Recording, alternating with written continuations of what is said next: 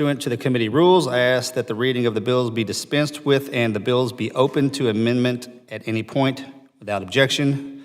So ordered. I recognize myself for a moment to say that these bills would improve VA appeals process by building on the accomplishments of the Veteran Appeals Improvement and Modernization Act of 2017 and increase accountability and transparency for the VA Board of Veterans Appeals.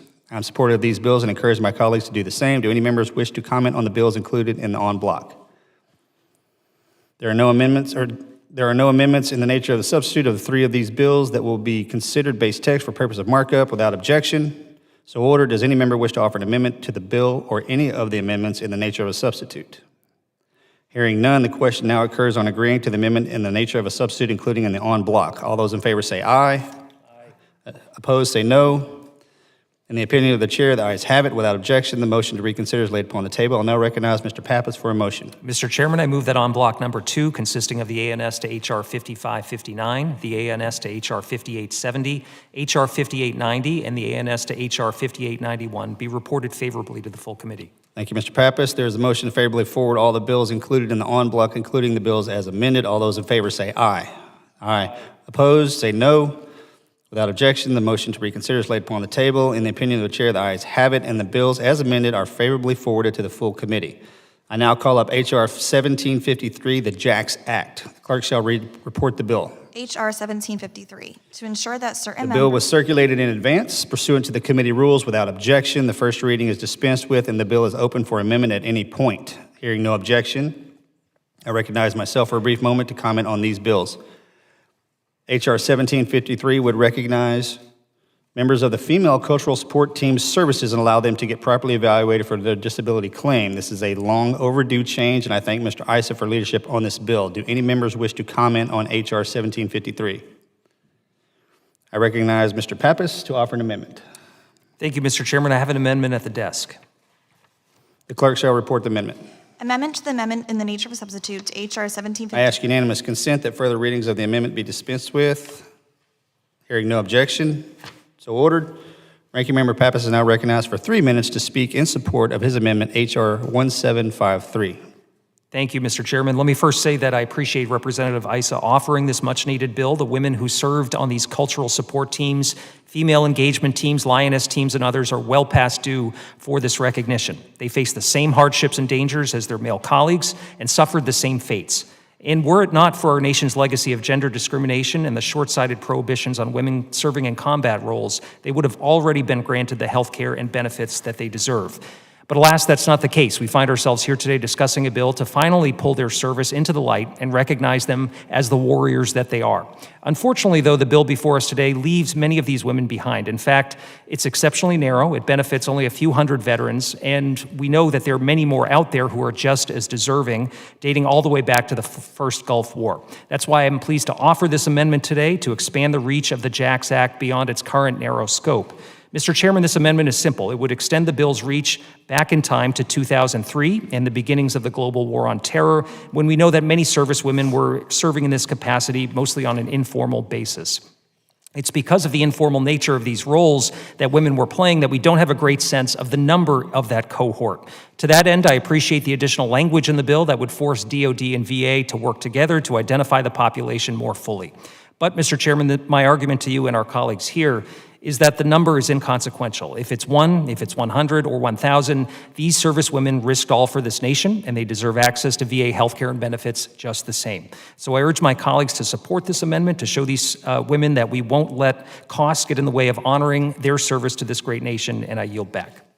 I thank the gentleman for his amendment. I do appreciate the ranking member's work to support our women veterans, and I want to myself honor their service and ensure that they receive their benefits that they have absolutely earned. However, I still have concerns that we do not have the concrete data from the VA about the population affected, and we will also do not have any estimate from the CBA on the budgetary effect. For those reasons, I will not be supporting this amendment. Do any other members wish to comment on Mr. Pappas's amendment, H.R. 1753? Mr. Chairman, I have an amendment at the desk. Ms. Ramirez, Ms. Ramirez, you are recognized. Thank you, Chairman Latrell and Ranking Member Pappas. I am pleased to offer an amendment to the amendment the nature of a substitute to H.R. 1753. Oh, Ms. Ramirez, Yeah. 1 second.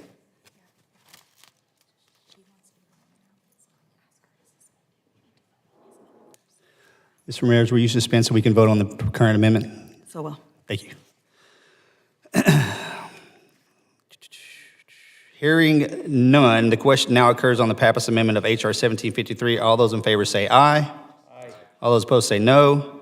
No. In the opinion of the chair, the noes have it. I now recognize Ms. Ramirez to offer an amendment. I'm trying to get ahead of you. That's absolutely. So, Mr. Chairman and Ranking Member Pappas, I have an amendment to the amendment in the nature of a substitute to H.R. 1753, the JACS Act. As you've heard from the Ranking Member, the JACS Act takes a critical step in recognizing women veterans for their service. And as a member of this committee, and the only woman in this committee, ensuring that our women in uniform are recognized for their contributions and sacrifices and have full access to their benefits is certainly a priority for me. That is why I'm proud to offer my amendment that would direct the Department of Veteran Affairs to submit a report regarding gender disparities in covered claims for traumatic brain injury and post-traumatic stress disorder, PTSD, particularly among those who have engaged in combat since 1990.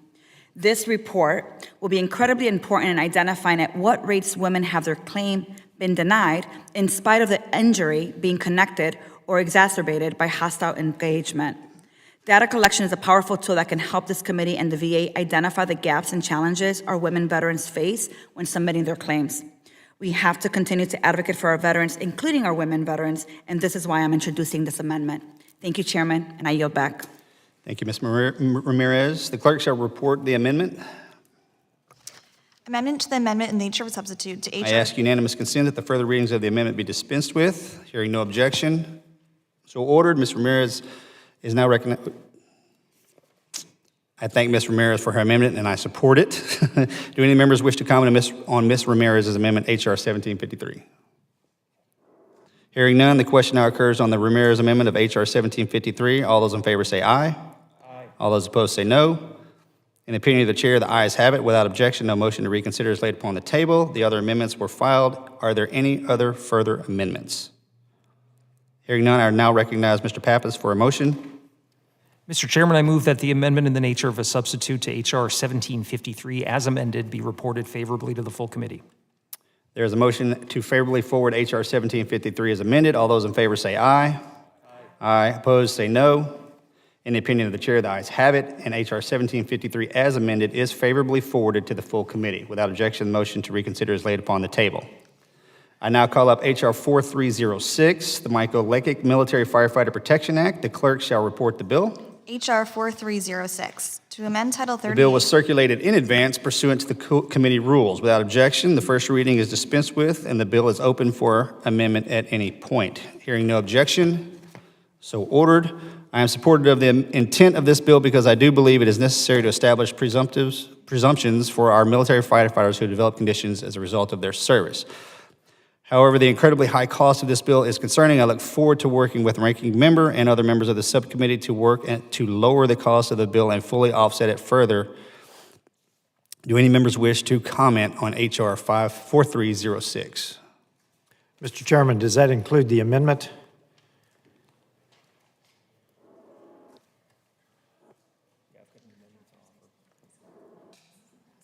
Yes, it does. Yes, sir, please. Mr. Chairman, I would comment on one subsection E, capable of demonstrating other sufficient cause. I believe that when we have a list of presumptive conditions, it needs to be an exact list of presumptive conditions, or otherwise we have no control over what the department would do. Thank you. I yield back. Thank you, sir. I recognize the ranking member to offer an amendment. Sure. I have an amendment at the desk, Mr. Chairman. The clerk shall report the amendment. Amendment to H.R. 4306, offered by Mr. Pappas of New Hampshire. I ask unanimous consent that further readings of the amendment be dispensed with. Hearing no objection, so ordered. Ranking Member Pappas is now recognized for 3 minutes to speak in support of his amendment, H.R. 4306. Thank you, Mr. Chairman. Firefighting is an inherently dangerous profession. The risks of racing through traffic at high speed and then rushing headlong into burning buildings, they're obvious to us all. But firefighters train hard for this and usually escape unscathed from flame and falling rafters. But what firefighters can't always train for and can't always escape are the deadly toxic chemicals that they use daily to aid their work. This category of cancer-causing chemicals, collectively called PFAS or forever chemicals, are ubiquitous. They're in nearly everyone's water supply. Nearly everyone has some level of exposure to them. But, Mr. Chairman, that exposure is more acute with firefighters. They use these chemicals every day. They're in firefighting foams. They're in their turnout gear. And it's why Congress chose to address exposure for federal civilian firefighters last year with the Federal Firefighters Fairness Act. But military firefighters were left out of that bill. So I'm pleased that Representative Spanberger has seen fit to try to correct that inequity. But that doesn't come without cost. Treatment for the cancers covered in this bill will be expensive. But it's necessary that we cover them, and it's what we owe these veterans for their service. In an effort to mitigate the budgetary impact, this amendment will use the precedent set by the PACT Act, which will phase in the listed conditions over several years. Like the PACT Act, it makes exceptions for veterans who are terminally ill, elderly, or homeless. It also allows the Secretary to accelerate that phase-in if conditions allow. Just like with the PACT Act, that's what this is modeled after. Certainly, it's open for further discussion as we bring this to the full committee, but this is our best attempt to try to set up a framework that will help us begin to move forward and address this inequity for our military firefighters. So I encourage everyone on this committee to support this amendment and the underlying bill, and I yield back. Thank you, sir. I greatly appreciate the ranking member's amendment. I have concerns about the budget that would push the scoring outside the CBO's 10-year window. This would change the CBO scores, how this bill and allows it to come in at a lower cost. So though CBO changed their estimate, this does not change the cost of the American taxpayer. I look forward to working with the ranking member on other ways to bring down the burden on the taxpayer while still taking care of our military firefighters. Do any other members wish to comment on the amendment for H.R. 4306? Hearing none, the question now occurs on agreeing to Ranking Member Pappas' Amendment 4306. All those in favor say aye. Aye. All those opposed say no. In the opinion of the chair, the ayes have it, and the amendment is agreed to. I now recognize Mr. Pappas for a motion. Mr. Chairman, I move that H.R. 4306 as amended be reported favorably to the full committee. There is a motion to favorably forward 4306. All those in favor say aye. Aye. All those opposed say no. In the opinion of the chair, the ayes have it. H.R. 4306 is amended favorably forward to the full committee. Without objection, the motion is to be reconsidered. Without objection, the motion is to reconsider is laid upon the table. I now recognize Mr. Subcommittee to comment on his bill.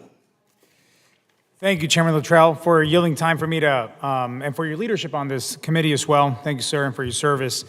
With over 70,000 veterans calling my district home, I take my duty to advocate for legislative solutions on their behalf very seriously.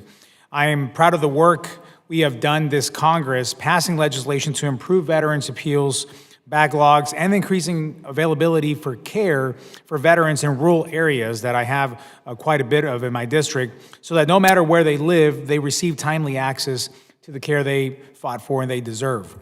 Today, we will build upon this momentum by marking up, and I know we've voted on and hopefully passing out of the full committee, my bipartisan bill, H.R. 5938, the Veterans Expansion Act. This bill will expand the pool of available providers eligible to cross state lines when conducting disability exams for veterans and to institute greater transparency in the department's use of its crucial authority. Since the pandemic, the VA has increasingly relied upon VBA contracted examiners. Now, this bill, as amended, will leverage this trend and extend license portability authority to a larger pool of practitioners, including podiatrists, dentists, and optometrists as well. Those who risk life and limb deserve the respect and care they were promised. And I'm honored to work every day on bipartisan policies like this to facilitate tangible benefits for our veterans. It is critical that we as Congress, the VA, and their providers meet our veterans where they are, regardless of state lines. I was proud to introduce this common sense bipartisan solution, and I urge all my colleagues to support, and I thank them for their support on this legislation. Thank you, Mr. Chairman, and I yield back. Thank you, sir. I ask unanimous consent that the committee staff be authorized to make technical, clerical, and conforming changes to the bills favorably forwarded today. Hearing no objections, so ordered. I thank the members for their attendance today, and the subcommittee is adjourned.